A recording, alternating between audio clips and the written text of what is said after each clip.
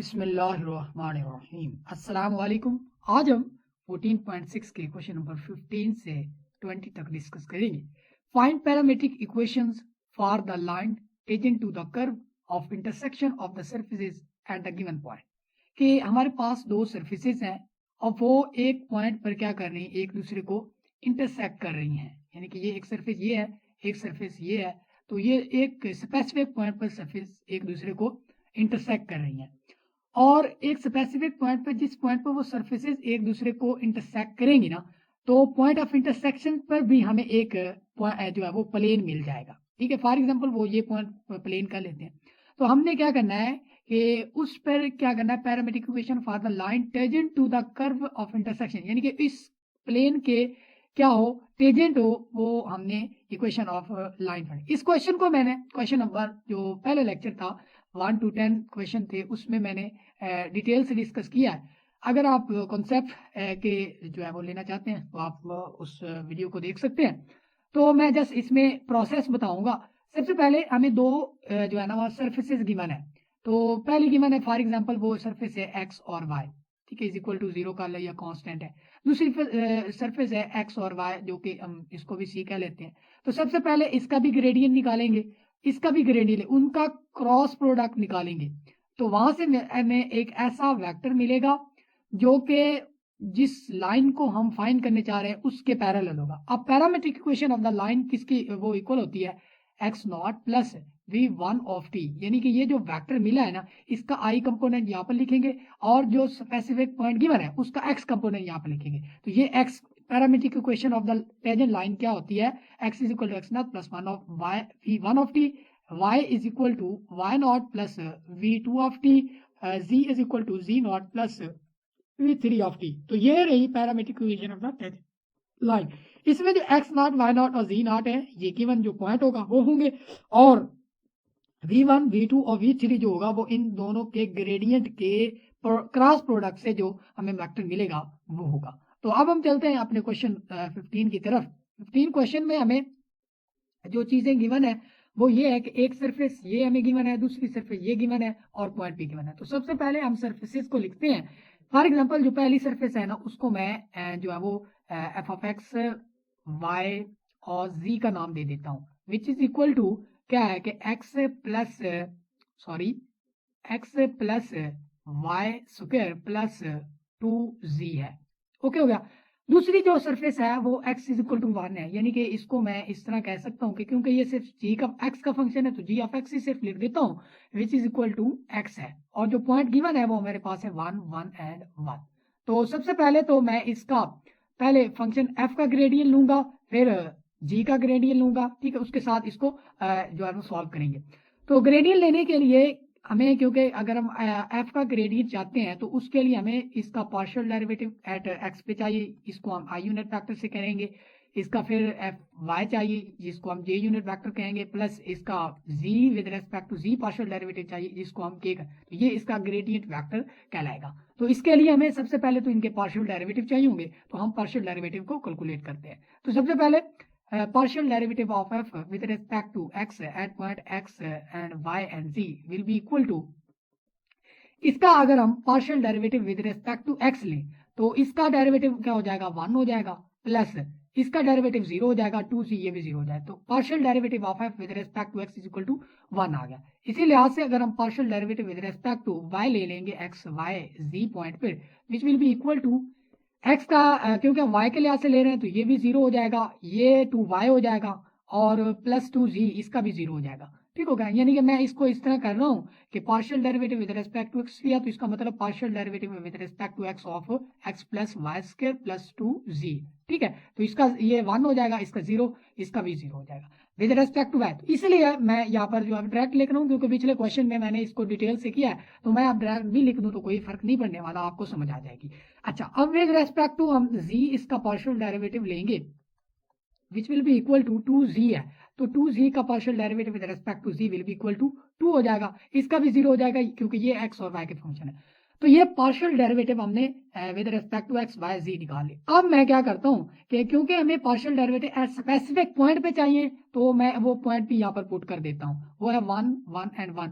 तो यहाँ पर एक्स वाई जी है नहीं है यहाँ पर, तो यहाँ पर ये 1 ही आएगा यहाँ पर। इसी लिहाज से partial derivative with respect to y पे हम जो है वो 1 1 लगाएंगे, तो यहाँ पर 2 वाई की जगह क्या है आ जाएगा 1 आ जाएगा, तो ये भी 2 हो जाएगा। इसी लिहाज से अगर हम partial derivative with respect to z at 1 1 पे बात करें तो वो भी इक्वल टू 2 होगा।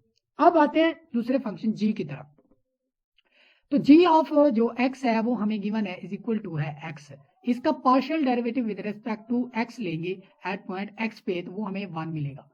और एक बात और ख्याल रखें कि जब हम इसका partial derivative with respect to y लेंगे एट x पे वो 0 आएगा, क्योंकि यहाँ पर x है, ठीक है, यहाँ पर x है तो यहाँ पर y का फंक्शन है नहीं, तो इसका 0 आ जाएगा। इसी लिहाज से partial derivative with respect to z लेंगे एट पॉइंट x पे, तो वो भी 0 आएगा। तो ये दोनों 0 आ जाएंगे, ये 1 आ जाएगा क्योंकि x इज इक्वल टू 1 था। तो अब हम इसका भी स्पेसिफिक पॉइंट पर इसका जो ग्रेडियंट फाइंड करने के लिए हमें भी इसकी भी एक स्पेसिफिक पॉइंट पर इसका चाहिए पार्शियल डेरिवेटिव। तो इसको क्या करेंगे, g of x at x is equal to 1 है, तो x 1 था, तो इसके लिहाज से ये 1 आ जाएगा। Partial derivative with respect to y at 1 is equal to 0 हो जाएगा। Partial derivative with respect to z at 1 वो भी क्या हो जाएगा 0 हो जाएगा। अब हमें जो है वो ग्रेडियंट फाइंड करने हैं। तो सबसे पहले तो ग्रेडियंट ऑफ जो f होगा which will be equal to क्या होता है f x, ठीक है, या इस तरह कह सकते हैं कि gradient at x naught and y naught, ठीक है, या इस तरह, क्योंकि मैं इसमें x नॉट y नॉट 1 1 जो है वो प्रैक्टिस पुट कर रहा हूं, तो क्या होगा अब मैं आपको बताता चलूं। अच्छा, तो सबसे पहले मैं जनरल लिख लेता हूं कि x नॉट और y नॉट पर जो होगा वो इक्वल होगा partial derivative of f with respect to x at x naught and y naught, इसका i unit factor, plus partial derivative with respect to y at point x naught और y naught और z naught पे इसका j unit factor होगा, plus partial derivative with respect to z at x naught और y naught और z naught पे क्या हो जाएगा k यूनिट फैक्टर होगा। तो इस लिहाज से ये जो है वो डिस्कस करने वाली चीजें हैं। अब मैं जो इसकी बात करूं तो ये ग्रेडियंट एट ऑफ f होगा एट 1 1 और 1 पे, ठीक है, यहाँ पर z नॉट भी ऐड कर लें, z नॉट ओके हो गया।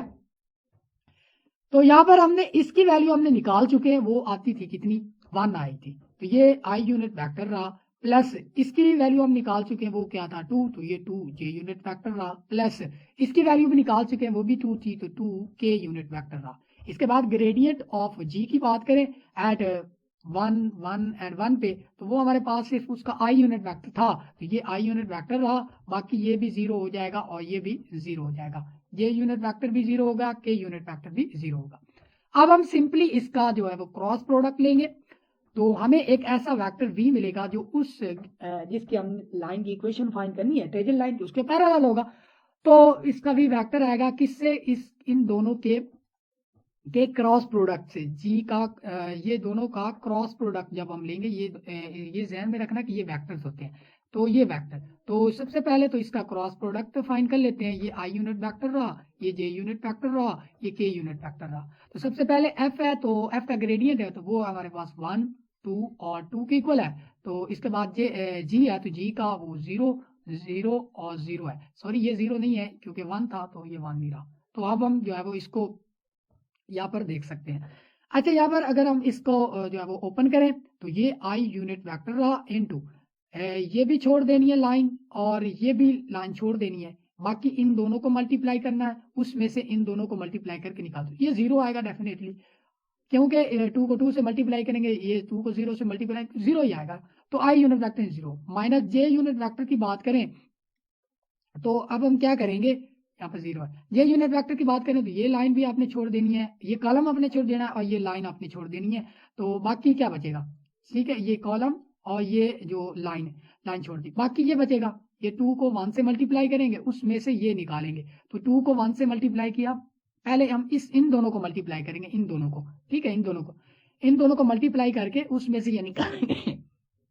तो ये 1 और 0 को मल्टीप्लाई करेंगे, वो आएगा 0, माइनस जब इन दोनों को मल्टीप्लाई करेंगे यानी कि -1 और 1 और 2 को, तो ये क्या आएगा 2 आएगा, तो ये j यूनिट वेक्टर रहा, प्लस k यूनिट वेक्टर। तो k यूनिट वेक्टर की अगर हम बात करें, क्योंकि k यूनिट वेक्टर आ गया, तो अब हमने क्या करना है कि उस कॉलम को छोड़ देना, ये वाला कॉलम जो है, और जिस कॉलम में ये है रो है उसको भी छोड़ देना, बाकी ये बच जाएगा। तो इन दोनों को मल्टीप्लाई करेंगे पहले हम 1 और 0 को, तो कुछ 0 ही आएगा, माइनस इन दोनों को मल्टीप्लाई करेंगे ये -2 आ जाएगा। ओके हो गया। तो ये रहा हमारे पास इसका जो था, हमने जो मॉड हमने फाइंड करना, तो ये आ गया। इसके बाद अब हम गौर करें, ये माइनस जे है, ये 0 आई यूनिट वेक्टर रहा, प्लस सॉरी हाँ प्लस रहा, ये माइनस और ये माइनस मल्टीप्लाई होंगे, +2 हो जाएगा, +2 जे यूनिट वेक्टर रहा, और इसके बाद -2 के यूनिट वेक्टर रहा। तो ये रहा हमारे पास वेक्टर जो कि पैरेलल होगा गिवन टेंजेंट लाइन के।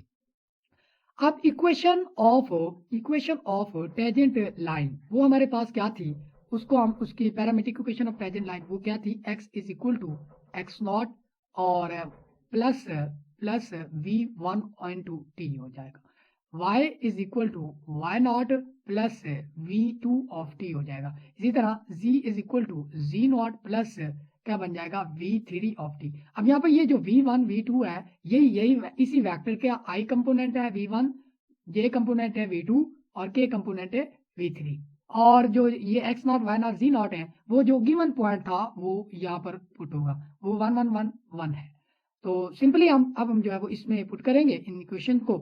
तो सबसे पहले इसका x कोऑर्डिनेट क्या होगा, x0 हमारे पास 1 था, प्लस v1 हमारे पास है 0 इंटू टी हो जाएगा, तो ये 0 ही हो जाएगा।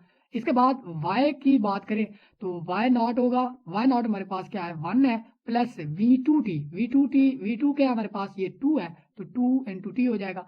इसके बाद अगर हम बात करें z की, z will be equal to z0 हमारे पास है 1, प्लस v3 हमारे पास क्या है -2 है, तो इंटू टी हो जाएगा।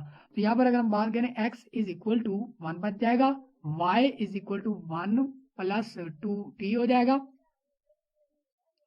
ओके हो गया। इसके बाद z is equal to 1 minus 2 t हो जाएगा। तो ये रही parametric equation of the line at a given point. अब हम क्वेश्चन नंबर 16 की तरफ मूव करते हैं, जिसमें हमें एक फंक्शन सरफेस दी गई है x y z is equal to 1 है, और x² plus 2 y² plus 3z² is equal to 6 है। एक सरफेस ये है और गिवन पॉइंट हमारे पास ये है। तो अब हम जो है वो इसको सॉल्व करते हैं। सबसे पहले जो गिवन पहली सरफेस थी ना, उसको हमने f of x y z का फंक्शन कह दिया, जो कि x y z के। सबसे पहले हमें इसका ग्रेडियंट फाइंड करना है, तो partial derivative with respect to x लेंगे तो yz आएगा, with respect to y xz आएगा, with respect to z xy आएगा। तो अब हमने क्योंकि एक स्पेसिफिक पॉइंट पे ग्रेडियंट चाहिए, तो हम इसके पार्शियल डेरिवेटिव की स्पेसिफिक पॉइंट चाहिए, तो इसका स्पेसिफिक पॉइंट पर क्या आएगा, 1 पे क्या आएगा, 1 ही आएगा, क्योंकि यहाँ पर y की जगह पे 1 पुट करेंगे, z की जगह पर भी 1 पुट करेंगे, तो 1 ही आएगा डेफिनेटली। अगर हम इसका विद रेस्पेक्ट टू y बात करें, तो यहाँ पर 1 पुट करोगे तो यहाँ पर 1 ही आएगा, तो ये 1 ही बनेगा। इसके बाद इसमें विद रेस्पेक्ट टू z वो भी 1 बन गया सिमिलरली। इसके बाद अब हमें चाहिए जो कि दूसरी गिवन सरफेस थी, वो क्या थी, x² plus 2 y² plus 3z²। इसका partial derivative with respect to x करेंगे, तो partial derivative with respect to x जब हम इसका करेंगे तो ये 2x आएगा, ये भी 0 को अप्रोच, ये भी 0 को अप्रोच, तो ये 2x आ गया। इसी लिहाज से अगर हम partial derivative with respect to y कर रहे हैं, तो ये क्या है, ये भी 0 को अप्रोच, ये भी 0 को अप्रोच, ये बन जाएगा 4y, तो ये 4y बन गया। यहाँ पर इक्वल लगा लें, ठीक है, इक्वल 4y होगा। इसके बाद अगर हम इसकी बात करें जी ऑफ जी की, यानी कि जी विद रेस्पेक्ट टू जी की, वो 6z आएगा, क्योंकि यहाँ पर ये भी 0 को, ये भी 0 को, यहाँ पर हम पार्शियल विद रेस्पेक्ट टू जी ले रहे हैं, तो ये भी 0 को अप्रोच, ये भी 0 को अप्रोच, ये अप्रोच कर जाएगा 6z को, तो ये भी 6z आ गया। इसके बाद अब हमें स्पेसिफिक पॉइंट पे क्योंकि ग्रेडियंट ऑफ जी चाहिए, तो हमें इसमें x y z की जगह पर 1 1 1 पुट करेंगे, ये 2 आएगा, 4 आएगा और 6 आएगा। ठीक है, ये सिंपल क्वेश्चन था, इसलिए मैं आपको जल्दी में करवा रहा हूँ। सबसे पहले तो ग्रेडियंट ऑफ f के लिए partial derivative with respect to x i unit vector with respect to y j unit vector with respect to z k unit vector हो जाएगा। तो यहाँ पर इसकी वैल्यू भी 1 है, इसकी भी वैल्यू 1 है, यहाँ पर भी वैल्यू 1 है, तो यहाँ 1 1 1, तो ये i j k unit vector, ये ग्रेडियंट आ गया इसका f का। इसी लिहाज से सिमिलरली विद रिस्पेक्ट g का ग्रेडियंट जो है वो ये आ जाएगा। अब इन दोनों का ग्रेडियंट का क्या लेंगे हम, डेफिनेटली क्रॉस प्रोडक्ट लेंगे। क्रॉस प्रोडक्ट लेने से हमें वेक्टर जो हासिल होगा वो होगा 2 - 4 and 2, तो इसको v1 v2 v3 के कंपेयर कर लेते हैं। v1 2 आएगा, v2 हमारे पास -4 आएगा, v3 इज इक्वल टू 2 आएगा। तो यहाँ पर हमें equation of the parametric equation of the tangent line वो हमें गिवन होती है कि x is equal to x0 plus v1 of t, तो x0 की जगह पर हम 1 पुट करेंगे, v की जगह पर v1 की जगह पर ये हमने 2 निकाला था, या इसको ये 2 जो था ये v1 को नोट करा, ये v2 को और ये v3 को। तो डेफिनेटली यहाँ पर y is equal to y not था, वाई नॉट की वैल्यू 1 है और v2 की वैल्यू हमने -4 निकाली है, तो ये -4 इंटू टी। इसी तरह z is equal to z not की वैल्यू हमने क्या निकाली थी, डेफिनेटली जी नॉट की वैल्यू 1 थी और v3 की वैल्यू हमने निकाली थी 2, तो ये 2 इधर 2t हो जाएगा। तो ये रही parametric equation of the tangent line to the given surface. Next जो क्वेश्चन है वो बहुत इजी है, वो आप खुद कर सकते हैं, सारे क्वेश्चन अटैम्प्ट नहीं कर सकते क्योंकि टाइम इतना नहीं है, तो वो आप खुद क्वेश्चन ट्राई कीजिएगा। तो सबसे पहले जो फंक्शन पहली सरफेस थी उसको हमने f का नाम दे दिया है, दूसरी सरफेस थी उसको हमने g का नाम दे दिया है और पॉइंट हमने 1, 1 एंड 3 लिख लिया। तो सबसे पहले हमें partial derivative with respect to x चाहिए होगा at point x, y and z पे। तो जब हम इसका partial derivative with respect to x करेंगे तो क्या बन जाएगा, 3x बनेगा प्लस 6x y स्क्वायर बनेगा प्लस ये भी अप्रोच कर जाएगा 0 को, इसकी बात करें प्लस 4xy की तो ये 4y बन जाएगा और ये तो 0 हो जाएगा। इसके बाद अगर हम विद रेस्पेक्ट टू y की बात करें, x, y एंड z की बात करें तो ये क्या बन जाएगा, y की बात करें तो ये भी 0 को अप्रोच कर जाएगा, ये इसकी अगर हम बात करें तो ये बन जाएगा 3x स्क्वायर और ये y स्क्वायर का partial derivative with respect to y 2y आएगा, तो ये इसको 3 से मल्टीप्लाई होगा 6 आ जाएगा y। इसके बाद अगर हम y की बात कर रहे हैं तो y इसका जो पार्शियल डेरिवेटिव होगा विद रिस्पेक्ट टू y वो will be equal to 3y square हो जाएगा और प्लस 4x हो जाएगा इसका partial derivative with respect to y। इसी लिहाज से अगर हम partial derivative of f with respect to z at point x, y, z पे फाइंड करें तो which will be equal to, अगर हम z के लिहाज से बात करें ये भी 0 को अप्रोच, ये भी 0 को अप्रोच, ये भी 0 को अप्रोच, ये भी 0 को, ये बाकी बन जाएगा -2z बन जाएगा। अब हमने सॉरी अब हमने स्पेसिफिक पॉइंट पर पार्शियल डेरिवेटिव फाइंड करनी है, तो स्पेसिफिक पॉइंट गिवन है 1, 1 एंड 3। तो partial derivative of f with respect to x at point 1, 1 and 3, यहाँ पर x है वहां पर 1 पुट कर दो तो 3 इंटू 1 प्लस 6 इंटू x की जगह पर हम 1 पुट करेंगे 1 आएगा, y की जगह पर हम पुट करेंगे डेफिनेटली 1 नहीं पुट करेंगे तो 1 का स्क्वायर, तो ये बनेगा कितना 3 plus 6 will be equal to 9। तो partial derivative of f with respect to x will be equal to at point 1, 1, 1, 3 is equal to 9 बन गया। इसी लिहाज से अगर हम partial derivative with respect to y at point x 1, 1 and 3 पर निकालेंगे तो ये 6 है, x की जगह पर 1, y की जगह पर भी 1, तो ये 6 ही बनेगा। इसके लिहाज से y की जगह पर 1 यहाँ पर बोलेंगे वो प्लस 3 बनेगा, प्लस 6 है 4 है तो ये 4 बन जाएगा, विल बी इक्वल टू 13। इसी लिहाज से partial derivative with respect to z at 1, 1 and 3 point पर अगर हम फाइंड करें तो which will be equal to z की जगह पर हम डालेंगे कितना 3, तो ये माइनस का 6 बन जाएगा। ओके हो गया, तो ये पार्शियल डेरिवेटिव थे y के। अब हम g की बात करें तो g का derivative partial derivative with respect to x लेंगे तो ये क्या आएगा 2x आएगा। इसे सिमिलरली y के लिहाज से ले रहे हैं तो ये क्या बन जाएगा 2y आएगा। z के लिहाज से ले रहे हैं partial derivative with respect to z ले रहे हैं तो ये 2z आएगा। तो अब हम जो है वो इसमें एक एट स्पेसिफिक पॉइंट 1, 1 एंड 3 पे इसकी वैल्यू फाइंड करनी है तो ये 2 आएगा। ये g ऑफ y एट 1, 1, 3 पे पुट करनी है तो y की जगह पर 1 पुट करेंगे 2 ही आएगा। विद रिस्पेक्ट टू z की बात करें 1, 1 एंड 3, इसमें z की जगह पर हमने क्या डालना है 3 डालना है तो ये 6 आ जाएगा, तो 6 आ गया। अब जो है वो दोनों के ग्रेडियंट हम फाइंड करते हैं। सबसे पहले तो ग्रेडियंट फाइंड करेंगे f का, gradient of f will be equal to क्या बन जाएगा 9 i यूनिट फैक्टर है और इसके बाद प्लस 13 ये यूनिट वेक्टर रहेगा माइनस 6 के यूनिट वेक्टर रहेगा। अगर हम g की बात करें, g के ग्रेडियंट की बात करें, ग्रेडियंट ऑफ g उसकी बात करें तो which will be equal to 2i unit vector plus 2j unit vector plus 6k unit vector. अब हमने इसका दोनों का क्रॉस प्रोडक्ट लेना है, तो यहाँ पर हमने कर दी थी मिस्टेक 4, ये भी तो 4 होना था तो प्लस कर देंगे 4, y की जगह पर 1 पर डालेंगे तो ये 4, तो ये बन जाएगा 13, तो ये 13 आ गया। तो ये इसका मतलब यहाँ पर भी क्या बनेगा ये 13, तो यहाँ पर भी 13 हमने लगा दिया, ये 13 जे यूनिट वेक्टर मैंने 6k और 2, 2 और ये बाकी सारा ठीक है। इसके लिहाज से अब हम इसका जो है वो क्रॉस प्रोडक्ट लेंगे, f और g के ग्रेडियंट का क्रॉस प्रोडक्ट लेंगे तो which will be equal to ये रहेगा i यूनिट वेक्टर, ये रहेगा j यूनिट वेक्टर, ये रहेगा k यूनिट वेक्टर।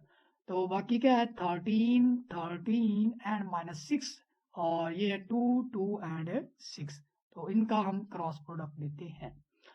तो इसका क्रॉस प्रोडक्ट रहेगा आई यूनिट वेक्टर है इनटू, तो इसका ये कॉलम छोड़ देंगे, ये कॉलम, और जिसने रो में ये है वो छोड़ देंगे, बाकी इन दोनों को मल्टीप्लाई करेंगे और उसमें से ये निकाल देंगे। तो 18 और 6 और 1 7 हो जाएगा। इससे इसमें से करेंगे ये 6 और 12, 6 2 और 12, तो ये -12 बन जाएगा। ओके हो गया। तो ये माइनस जे यूनिट वेक्टर, अच्छा माइनस जे यूनिट वेक्टर है, इसका कॉलम छोड़ देना है और इसकी रो भी छोड़ देनी है, बाकी इन दोनों को मल्टीप्लाई करना है, तो पहले भी कर चुके हैं। तो ये 78 बनेगा, माइनस ये इन दोनों को मल्टीप्लाई करेंगे, ये 2 और क्या बन जाएगा -6 को मल्टीप्लाई करेंगे। इसके बाद प्लस के की बात करें तो इसका के का कॉलम भी और रो भी छोड़ देनी है, बाकी ये मल्टीप्लाई करेंगे, तो ये 26 minus 26 will be equal to 0। तो यहाँ पर अगर हम बात करें तो ये आई यूनिट वेक्टर है और ये 78 है और ये प्लस का बन जाएगा 12, ठीक है। ये माइनस जे यूनिट वेक्टर है विल बी इक्वल टू ये 18 है, ये भी प्लस का बन जाएगा जनाब वाली 12 और प्लस ये 0 के यूनिट वेक्टर बनेगा। तो यहाँ पर अगर हम बात करें तो ये 78 और plus 12 will be equal to 19 i unit vector minus 19 j unit vector, sorry यहाँ पर जे यूनिट वेक्टर बनना है, तो ये जे यूनिट वेक्टर, तो ये रहा हमारे पास वेक्टर वी। तो सबसे पहले तो गिवन पॉइंट है 1 1 1 3, ठीक हो गया। तो हमें parametric equation of the line will be equal to x not plus v1 into t और y is equal to y not plus v2 into t plus z is equal to z not plus v3 into t होता है। तो x is equal to x not हमारे पास था 1 plus v1 तो वो 19 into T है। इसी तरह y is equal to y not हमारे पास 1 था प्लस v2 हमारे पास 90, तो माइनस का यहाँ पर 90 इंटू टी हो जाएगा और z is equal to z not हमारे पास रहेगा, डेफिनेटली हम देख लेते हैं, z नॉट हमारे पास था 3, ये रहेगा 3 प्लस, तो इसका v3 क्योंकि 0 है तो ये 0 हो जाएगा, तो z इज इक्वल टू 3 हो जाएगा। तो ये रही parametric equation of the tangent line to the given surface which is obtained by intersection of two surfaces, ठीक हो गया। तो ये थे क्वेश्चन, बहुत ही जो है ना इजी क्वेश्चन थे। पहले मैं आपको इस तरह के क्वेश्चन N2D में करवा चुका हूँ, आपने वो कॉन्सेप्ट आपने ज़रूर देखना है कि किस तरह हम इसको ग्राफिकली देख सकते हैं या किस तरह अंडरस्टैंड कर सकते हैं इनको, इनका कॉन्सेप्ट आप 1 to 10 क्वेश्चन की वीडियो है वो देख सकते हैं आप। बाकी जो क्वेश्चन रह गए वो सिंपल थे, इतना टाइम नहीं होता क्योंकि सारे क्वेश्चन को प्रॉपरली डिस्कस किया जाए, तो कुछ क्वेश्चन मैं जानबूझ के छोड़ देता हूँ जो आसान हो क्वेश्चन, ताकि आप खुद अटेम्प्ट कर सकें। अगर फिर भी कोई प्रॉब्लम आ रही है किसी क्वेश्चन में तो आप मुझसे कमेंट सेक्शन में पूछ सकते हैं। अगर हमारी वीडियो पसंद आ रही है तो मेरे चैनल को ज़रूर सब्सक्राइब कीजिए, अपने दोस्तों के साथ शेयर कीजिए। अगर आप सब्सक्राइब और शेयर करेंगे तो जो मुझे पोटेंशियल मिलेगा, खुशी मिलेगी कि मुझे कोई देख रहा है, ठीक है। तो मिलते हैं अगले लेक्चर में, तब तक के लिए इजाज़त दीजिएगा। अल्लाह निगहबान।